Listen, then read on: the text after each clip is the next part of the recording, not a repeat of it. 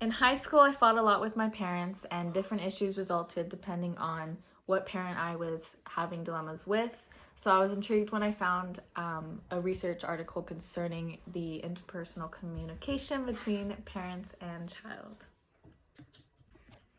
Before I get started, I would like to introduce myself. My name is John Shuzawa, and I'm going to be talking to you guys not only about the effect of parenting styles, but also parental psychopathology on antisocial behavior in children, all through the camera on my phone that is being propped up by a candle on my desk back at home.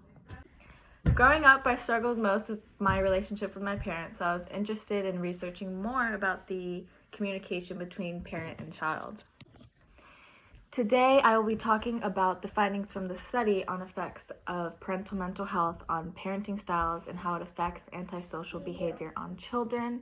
I will be breaking down the details of the research article, seeing the hypothesis and how they resulted, and have conversation on how to apply this research to our interpersonal communication with our own parents.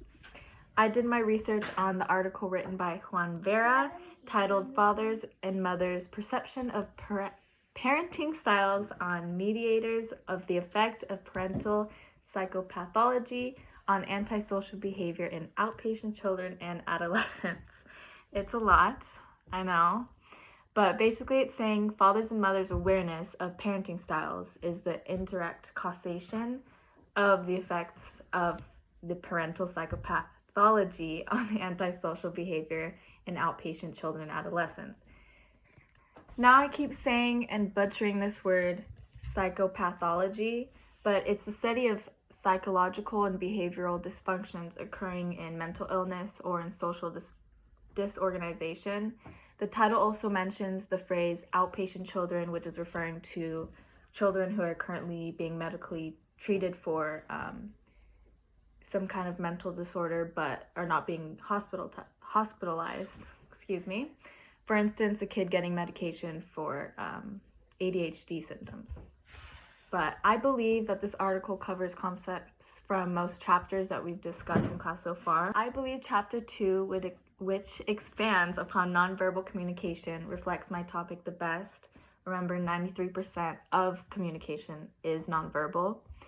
But chapter 2 also goes over how facial expressions, body movement, behavioral actions, and how volume or tone of voice all play a role when communicating. Parental and child relationships are way more complicated than just word of mouth conversations. Children learn things from not only their parents' words, but a lot of their actions as well. People with certain psychological and behavioral dysfunctions do certain things that can be seen as a nonverbal action or cue. For instance, parents with personality disorders could have inconsistent discipline or lower levels of modeling. In the case of the article, these nonverbal cues can lead with higher levels of antisocial behavior in their children. Now, let's get into the findings of their research. They had 5 key things that were hypothesized. But before that, I wanted to mention that the study measured the parents' psychopathology through the levels of global distress, depression, antisocial behavior, and anxiety. Now, the first hypothesis was that both mother and father's psychopathology would be positively associated with antisocial behavior in children. They also hypothesized that it would be positively associated with the parenting styles of rejection versus overprotection, and negatively with emotional warmth in both parents. Third, they hypothesized that the parenting styles of rejection versus overprotection from both parents will be positively associated with antisocial behavior, with emotional ones would be negatively associated with antisocial behavior. Lastly, the child's sex would moderate the mediational paths examined. To further explain these pathways, explain the association between parental psychopathology and children's antisocial behavior would be different for boys and girls. Now that I've told you about the researchers' hypothesis, I would like to tell you about what their findings were. Present results provide some support that parenting style has a mediating effect on the studied relationships, but child sex does not moderate these associations. In general, the ability to develop effective parenting may be decreased by psychopathology in some parents, generating a negative impact in their children. Regarding to the study, parenting styles, overprotection appeared to be the main mediator. For example, in a two-parent family, if the father were to be included in the training, they may get to parenting practices that are considered to be overprotective, which could interfere with treatment. That is why it's important for family interventions to include both parents and designing programs that address the needs and characteristics of both mother and father. So, guys, why is this all important? You and I may or may not have the same situations as parents of children in this study, even though I feel like being cooped up at home is honestly adding to my anxiety and to many of us. But in all seriousness, we all have parents and guardians that we are put in this world with, either biological or adoptive. A parent is a child's first teacher and role model, and most of us communicate with our parents on a daily basis, even now being away at school or me now being back at home. But we all go through the stage of time where we argue with our parents, and it tends to be due to miscommunication.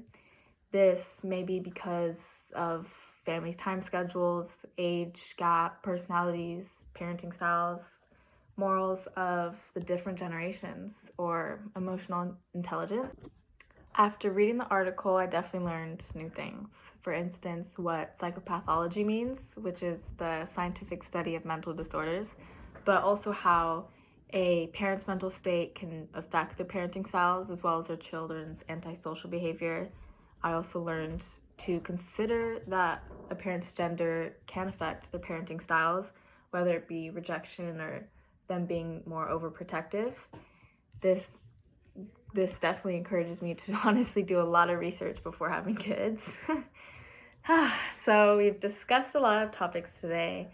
I explained the details of the research articles as well as their hypotheses and results, and a real-life application of the effects of parental mental health on parenting styles and how they affect antisocial behavior in their children.